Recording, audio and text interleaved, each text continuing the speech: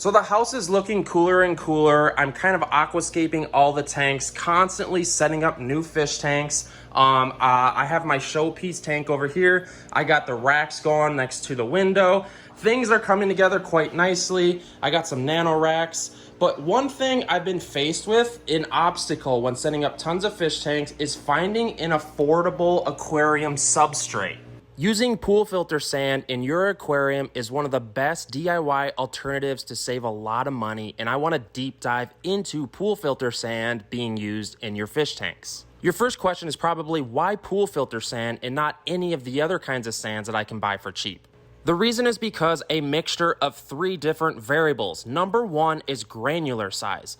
Pool filter sand has a pretty large granular size, and it helps from compacting together because when the sand compacts really tightly together, it just doesn't do that well in the aquarium.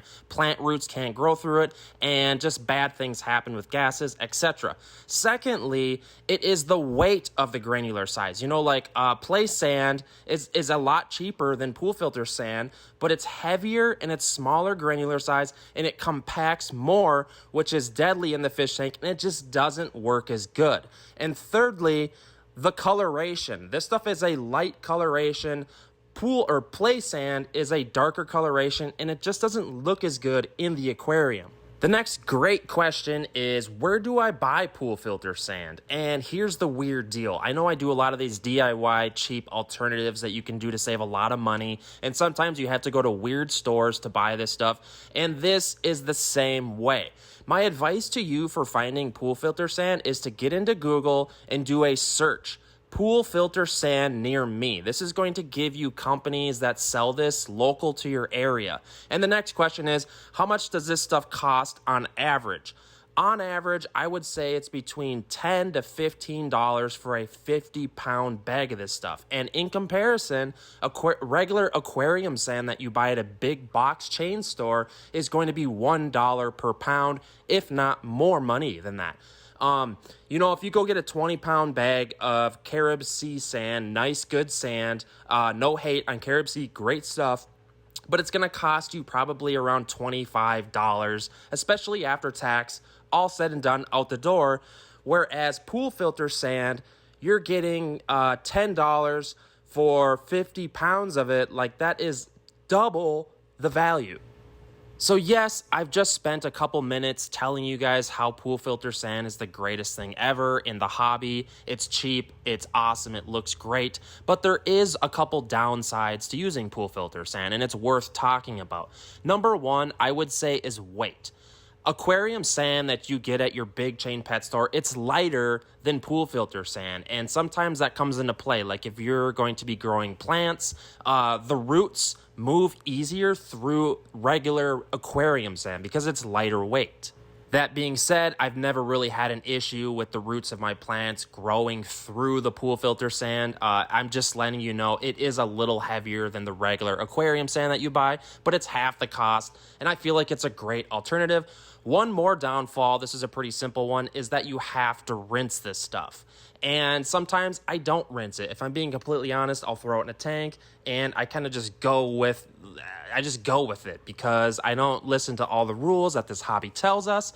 But I would advise that you rinse it. It's a great idea. So yeah, I think at the end of the day, using pool filter sand in our fish tanks is an awesome idea. It's probably close to like 1/3, if not half of the cost. I use this stuff all the time. Those of you that follow my channel more deeply, you will know that I'm super into dark substrates, so blasting sand is more or less my thing. But I try to get into everything. I'm trying to incorporate a lot more lighter colored sands in the house because I want to have a little bit of everything. The tank that you're seeing right now is a dirted tank, and yes, I am using the pool filter sand over the dirt. This works quite well. I've been getting tons of local people wanting me to help them set up dirted tanks because they've kind of seen how well the plants do. You know, dirted tanks are awesome until it comes time to move plants, but here's the deal. Just maybe don't move your plants, or just aquascape it to where the plants are going to stay there, and they do absolutely amazing.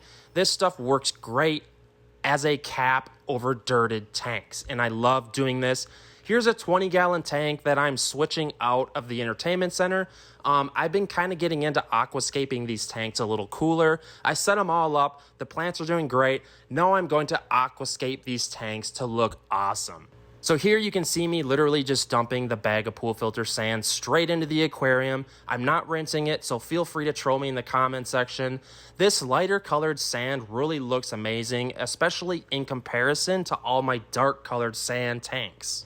But yeah, guys, please let me know in the comment section if this video helped you at all, if you had any questions regarding using pool filter sand in your aquarium, if you were looking for a cheap alternative sand to use in your fish tank. You can see the color difference there between the pool filter sand and the blasting sand. It's quite the difference. And yes, this tank was freshly planted today, so it doesn't look the greatest. Let's give it a couple months. We'll come back to it, and I got a feeling it's going to look amazing. So, without further ado, using pool filter sand in your aquariums.